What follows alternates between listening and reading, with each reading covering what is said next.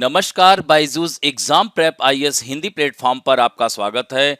दोस्तों, आज हम लोग 12 नवंबर 2022 के द बिग न्यूज की चर्चा करेंगे, जिसमें हम लोग आज चर्चा करेंगे methane alert and response system की, जो कि मीथेन उत्सर्जन से निपटने और जलवायु परिवर्तन को कम करने के वैश्विक प्रयासों के एक हिस्से के रूप में किया जा रहा है। दोस्तों, इसकी कोप 27 में घोषणा की गई है। इससे पहले एक महत्वपूर्ण सूचना है। दोस्तों, Byju's exam prep IAS Hindi platform आप लोगों के लिए ऑल इंडिया मेगा टेस्ट 2023 आयोजित कर रहा है। तो दोस्तों, यह जो टेस्ट सीरीज है इंग्लिश और हिंदी मीडियम दोनों में अवेलेबल है। और दोस्तों, यह जो टेस्ट सीरीज है यह ऑफलाइन और ऑनलाइन दोनों फॉर्मेट में आपको मिलेगी। और दोस्तों, जब आप टेस्ट में भाग लेंगे, इसका report card all India ranking आप लोगों को प्रदान की जाएगी। तो दोस्तों, प्रथम 2 टेस्ट फ्री है आप लोगों के लिए। 13 नवंबर को लाइव सेशन होगा 9:30 से 11:30 बजे पॉलिटी का, जिसमें आप लोग ज्यादा से ज्यादा भाग ले सकते हैं। और दोस्तों, अधिक जानकारी के लिए इसी वीडियो में नीचे लिंक दिया होगा, उसमें जाकर के आप पूरे टेस्ट सीरीज के बारे में जानकारी हासिल कर सकते हैं और आगामी 2023 की प्रारंभिक परीक्षा की तैयारी को और आप मजबूत कर सकेंगे। तो अब बढ़ते हैं दोस्तों आज के टॉपिक में। कोप 27 की बैठक चल रही है। United Nation to set up system to track methane emissions from space. तो दोस्तों, मीथेन उत्सर्जन से निपटने और जलवायु परिवर्तन को कम करने के वैश्विक प्रयासों के एक हिस्से के रूप में methane alert and response system, जिसे मार्स कहते हैं, इसकी घोषणा कर दी है। किसने? यूएनईपी ने, यानी यूनाइटेड नेशन एनवायरनमेंट प्रोग्राम ने। तो यह जो चेतावनी प्रणाली है, इसे हम methane alert and response system कहेंगे।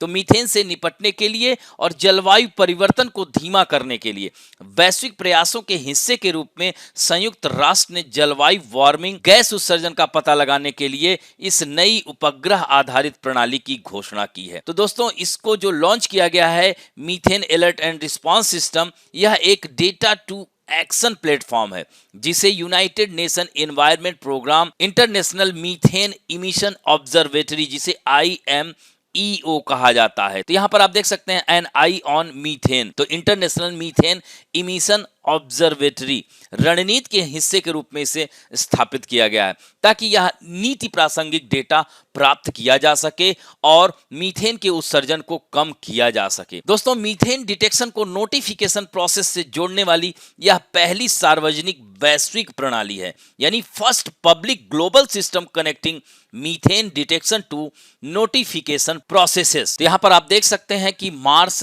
यानी methane alert and response system पहली सार्वजनिक रूप से उपलब्ध वैश्विक प्रणाली होगी, जो मीथेन डिटेक्शन यानी CH4 के उत्सर्जन के डिटेक्शन को अधिसूचना प्रक्रियाओं से पारदर्शी रूप से जोड़ने में सक्षम होगी। यानी it will use state of the art satellite data to identify major emissions events, notify relevant stakeholder and support and track mitigation process. दोस्तों, methane alert and response system will integrate data from the rapidly expanding system of methane detecting satellites to include lower emitting area sources and more frequent detection. और दोस्तों, यह data जो है coal यानी कोयला, waste, livestock and rice will be added gradually to MARS to support global methane pledge implementation.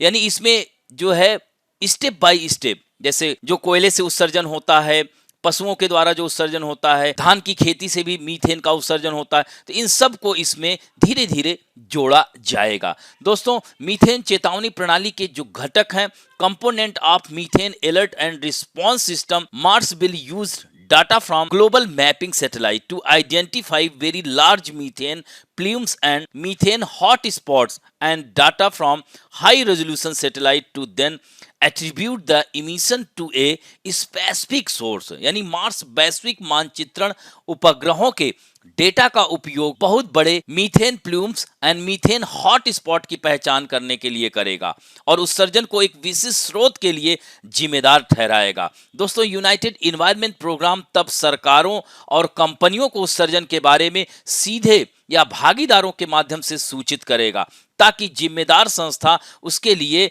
Action ले सके। दोस्तों, यूनाइटेड एनवायरनमेंट प्रोग्राम घटना के स्थान की निगरानी करना जारी रखेगा और पहचान के बाद 45 टू 75 डेज के बीच जनता के लिए डेटा एंड विश्लेषण वह उपलब्ध कराएगा। तो यहां पर आप देख सकते हैं यह COP27 में इसकी घोषणा की गई है। दोस्तों, मीथेन क्या होता है? तो मीथेन एक शक्तिशाली ग्रीन हाउस गैस है जो कि आज ग्लोबल वार्मिंग जलवायु परिवर्तन में कम से कम 1/4 योगदान दे रही है। तो दोस्तों, IPCC इसके बारे में जानते होंगे, 1988 में यह अस्तित्व में आया और यह रिपोर्ट जारी करता है। तो inter governmental panel on climate change के अनुसार 2030 तक मीथेन उत्सर्जन में कम से कम 30% की कटौती करनी चाहिए। दोस्तों, यहां पर आप देख सकते हैं ग्लोबल मीथेन बजट 2008 टू 2017 में अगर हम लोग देखते हैं तो मीथेन कहां से इसका मीथेन का इमिशन होता है। तो यहां पर आप देख सकते हैं fossils fuel production and use, agriculture and waste. यहां पर देख रहे हैं ना, जानवर लोग जो चारा खाते हैं, चुगाली करते हैं, तो वहां से भी मीथेन गैस का उत्सर्जन होता है। इसी तरह से biomass and biofuel burning, wetland जो आर्द्र भूमियां, other natural emissions, inland waters, geological ocean, termite, wild animals, permafrost vegetation and sink from the chemical reaction in the atmosphere and sink in soil। तो दोस्तों, यहां पर देख सकते हैं emission and sinks in teragrams of CH4 यानी methane per year average over 2008 to 17 from top down approaches. तो इस तरह से आप देख सकते हैं कि यह 2008 से 17 का आंकड़ा आप देख सकते हैं कि कैसे जो है ग्लोबल मीथेन का इमिशन और सिंक हुआ है। इसमें जो कारक हैं अगर देखा जाए तो मानव जनित कारक, यहां पर आप देख सकते हैं फ्लक्सेस, नेचुरल एंड मानव जनित तथा नेचुरल दोनों इसमें होते हैं। दोस्तों, जो संयुक्त राष्ट्र पर्यावरण कार्यक्रम है इसके बारे में भी थोड़ा सा जान लीजिए कि 1972 में यह अस्तित्व में आया था। दोस्तों, the UN environment programme is leading global voice on environment.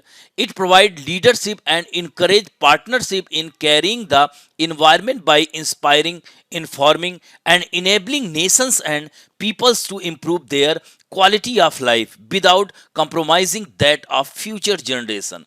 यानी यहां पर आप देख सकते हैं इसका जो हेडक्वार्टर है वो नैरोबी में जो कि कीनिया में है। और दोस्तों, यूनिप का काम 2 स्तंभों के इर्द गिर्द घूमता है, डेटा और नीति, यानी डेटा एंड पॉलिसी।